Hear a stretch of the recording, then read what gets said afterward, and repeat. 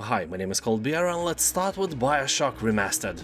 This is an immersive sim shooter loaded with powerful weapons and interesting tactics. You'll have a complete arsenal at your disposal, from simple revolvers to grenade launchers and chemical throwers, but you will also be forced to genetically modify your DNA to create an even more deadly weapon, which is you. So there is only a small chance that you have never heard about the game, but I can assure you that BioShock is one of the best first-person shooter games ever created, and this remastered version includes some additional content, 65 Steam achievements, full controller support, modern textures, and of course 4K support as well. Second part is also discounted, but if you never played BioShock, start with the first part. The game is story rich and it would be a shame to skip a huge part of it. And now let me tell you about a dark fantasy game with one of the most unique gacha gameplay I've ever seen. Sponsor of this video, Bloodline, Heroes of Lithas. You can download and try the game absolutely free using my link or by scanning my QR code and receive an amazing starter pack worth 20 bucks. Ooh la la! Now it's the best time to start your adventure, as Bloodline is giving away zillions of rewards all month long during its 1-year anniversary event in June. Claim 10 free summons, 3000 diamonds and abundant resources simply by logging in every day. Here you can collect new Bloodlines every fortnight with unique abilities for each gender. Nice! Indeed, and customize them by marrying any two bloodlines to create over 1000 fantasy hero hybrids. New characters can be obtained not only by summoning but also by breeding with companions and by capturing prisoners. Super innovative! And check out the newest bloodline just released on June 1st, the incredible Titan Warriors and the Nine-Tailed Vulpins. And deploy your team of hybrids into a vast and realistic world with stunning visuals. Hybrids inherit not only the talents and traits of their parents, but also their unique appearances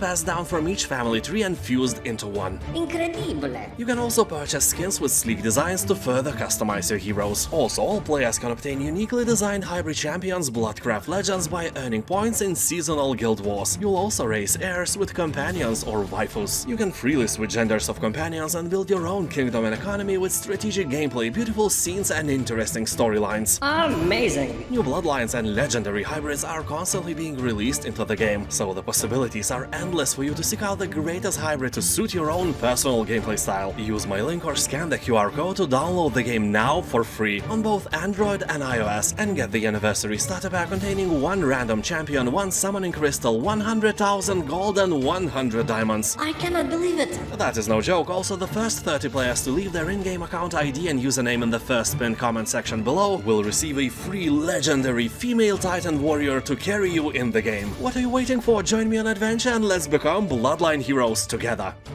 Hidden Deep.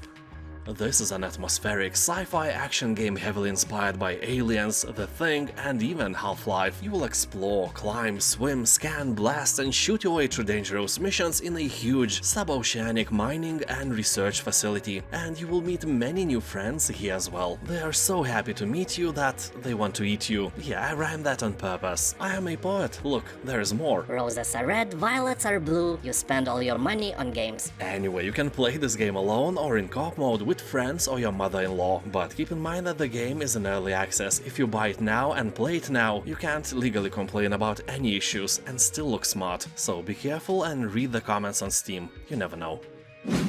Warpips. This is a quick-to-learn but also very fun tower defense strategy game. You will deploy the right composition of soldiers, tanks, helicopters and planes, compose the best army, research the right tech and overwhelm your puny, pathetic enemy. Although the game may look like a multiplayer thing, it is absolutely a single-player experience made entirely for your personal pleasure. As developers say, if you buy the game, you get the game. No pay-to-win elements, no microtransactions and no pineapple in potato salad. It's a solid game with randomly generated battles that are different every time you play. People on Steam are saying that Warpips is a great relaxing game where you don't want to dive deep in some complicated story and just want to brainlessly push buttons. Iratus, Lord of the Dead.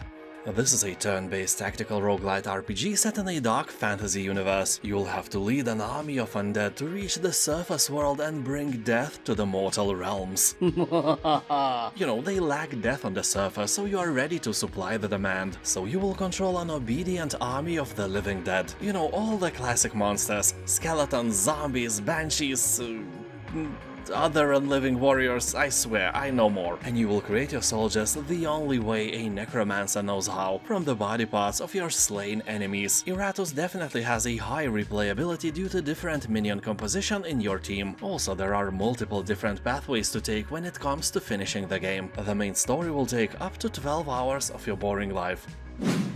Kerbal Space Program. While the second part of the game is still a disaster with 50% of review score, the first part will never fail to entertain us. This game is fun, but also it is very hard. Here you will have to create your own spaceship, and rocket science is anything but easy. It's not your sister. Wait, what? Anyway, building a spaceship here reminds me of creating abominations in Spore. Every detail can be scaled, turned, and attached to another detail, so you have to do everything right in order to take a space flight. Game has a really good physics engine, so you can take off successfully with a giant unicorn or something, but if you practice enough you can send a giant potato salad bowl to the moon. Nah, you probably can't, but you can try. Red Dead Redemption 2. Welcome to America, 1899. Here you are an outlaw on the run. You and your gang will have to rob, steal and fight your way to survive. You'll travel across a beautiful country and occasionally some people will ask for help and you can just politely decline. Or not, it's up to you. The game itself feels like an interactive cinematic film. Red Dead Redemption 2 is a beautiful emotional roller coaster. The story will leave you wondering if there is a pill you can drink to forget it so you could experience the game once again. And most importantly, your horse's testicles will shrink when it's cold. Most importantly? Yes, most importantly. Barotrauma. Here, in the not-too-distant future, humanity has fled to one of Jupiter's moons. With its irradiated icy surface, life can only be found in the ocean below. You'll travel through a punishing underwater world and discover what lies in the depths of Europa. Basically, this is a 2D co-op survival horror submarine simulator, one of the most casual genres, no doubt, inspired by base-building games like RimWorld or Dwarf Fortress. Also, it has a fun mode quite similar to Among Us. One of your crewmates may be a traitor. So, as you can see, Barotrauma has nothing to do with poor guys getting traumas in a local bar. Game has above 90% of positive reviews and people on Steam are saying that this game is filled with stupid jellyfish and can be played by everyone with developed brains, meaning that it's not for kids, but you can play it with your grandma. Tiny Tina's Wonderlands. You'll embark on an epic adventure full of whimsy, wonder and high-powered weaponry. Bullets, magic and broadswords collide across this chaotic fantasy world brought to life by the unpredictable Tiny Tina, which is your disorderly guide through this realm where rules rarely apply. You will explore a vast overworld spanning majestic cities, dank mushroom forests and epic fortresses. You can choose your own multi-class hero and loot, shoot, slash and cast your way through outlandish monsters and loot-filled dungeons. Take on a quest to stop the tyrannical Dragon Lord and show everyone who's the real boss is. Well, as always, probably not you. You can play it alone or co-op with a friend. Chaotic Great Edition includes full game and additional Bud Stallion pack, Blight Color class, 4 dungeons with new bosses, loot and environments, and Dragon Lord pack bonus content. Although it has mostly positive review score on Steam, so if you are not made of money, I suggest you put the game into your wishlist and wait for a bigger discount. Dying Light 2. Stay Human. Playing this game while being sober was an act of heroism on my side. You know why? Because this game is scary and it amplified my anxiety levels. They went up through the roof while I was playing it. Speaking about roofs, most of the time you will parkour and climb on them. I played the game for more than 10 hours and in those hours I spent about 5 minutes on the ground. I don't even know if the city itself is beautifully done. There's no need to go down, it's too dangerous. That's what she said. And you often bump into a dead end with too high unjumpable walls. And that is a bit inconvenient when you are running from a herd of brain-thirsty zombies and the level of your anxiety is melting your brain down. It's a fun game to try, but do not expect miracles. For me, the deciding factor to leave it and never go back was degrading weapons. You can kill like 10 zombies with one weapon and then it breaks, so you can't have a favorite weapon here. That is really terrible. I made a review video back then and gave it 6 cold beers out of 10. Now I'm thinking, because it's on sale, for this price maybe 7 is a more accurate score. Anyway, the price is still kinda high. Be cautious, read the comments. BioShock Infinite. As the first 2 parts, this is an immersive first-person shooter sim with a wonderful single-player story. While the first and second Bioshock games were set underwater, this time you go high into the sky, to the city among the clouds named Columbia. The year is 1912, and you have to rescue a mysterious girl or die trying. Well, knowing you, the latter option is more likely. Oh, come on, I'm kidding, you are great, never doubt that. Now subscribe. Anyway, the Flying City is a beautiful and vibrant world that holds a very dark secret. Here you can rip apart time and space to shape the battlefield and turn the tide in combat by pulling weapons, turrets and other resources out of thin air, throw explosive fireballs, shoot lightning and release murders of crows. Game has more than 90% of positive reviews and is a real gem every first-person shooter lover should play. Superhot. Yes, it's you, my friend, never doubt that. But also this very entertaining, but also a very short game. The main campaign will take only about 3 hours to complete. Here you will not find the regenerating health bars, no conveniently placed ammo drops. Here it's you, alone, outnumbered and outgunned. You will have to snatch weapons from fallen enemies and dodge through a truly cinematic hurricane of bullets. Superhot is a real slow-motion ballet, where your every move must be calculated. Most people are praising the graphic style of Superhot, but I don't like it. Graphic-wise, it feels like an unfinished game for me. But hey, it's just me. Game has 90% of positive reviews, so if you like how it looks, you will definitely like how it plays. Call of Juarez, Gunslinger. This one and other games of the franchise are probably the most popular and well-known first-person shooters set in a Wild West. Here you will play as the best gunslinger West ever saw and blur the lines between man and myth. This adventure made of memorable encounters will unveil the untold truth behind some of the greatest legends of the Old West. With a gun holster tied to your leg, become a ruthless bounty hunter on a journey made of all-out gun battles. Master the art of blasting pistols, shooting rifles and dodging bullets. Metaphorically, right? No, it's exactly like in The Matrix. You can slow time and actually dodge bullets. How cool is that? Also, I really like the narration part of the game. It is trying to hold your attention even when nothing is happening. Let's say you climb the ladder, but at the same time you are listening to the story, and that is really cool. People are comparing the style with an action RPG game Bastion, which also has the narration implemented. This is a really great invention, and I wish that more games had something like that. Well, with the ability to turn it off, of course.